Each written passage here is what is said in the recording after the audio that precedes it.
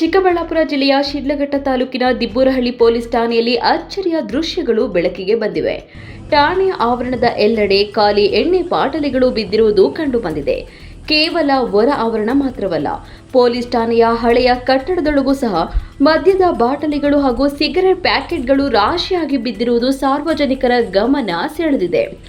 ಕಾನೂನು ಸುವ್ಯವಸ್ಥೆ ಕಾಪಾಡಬೇಕಾದ ಪೊಲೀಸ್ ಠಾಣೆಯಲ್ಲೇ ಇಂತಹ ಸ್ಥಿತಿ ನಿರ್ಮಾಣವಾಗಿರುವುದು ಹಲವು ಅನುಮಾನಗಳಿಗೆ ಕಾರಣವಾಗಿದೆ.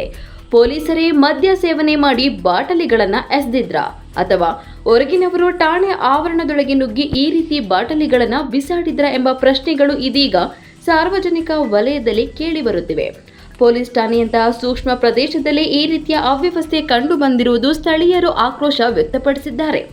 ಸಂಬಂಧಪಟ್ಟ ಮೇಲಾಧಿಕಾರಿಗಳು ಈ ಘಟನೆಗೆ ಯಾವ ರೀತಿಯ ತನಿಖೆ ನಡೆಸುತ್ತಾರೆ, ತಪ್ಪಿತಸ್ಥರ ವಿರುದ್ಧ ಯಾವ ಕ್ರಮ ಕೈಗೊಳ್ಳುತ್ತಾರೆ ಎಂಬುದು ಇದೀಗ ಕುತೂಹಲಕ್ಕೆ ಕಾರಣವಾಗಿದೆ.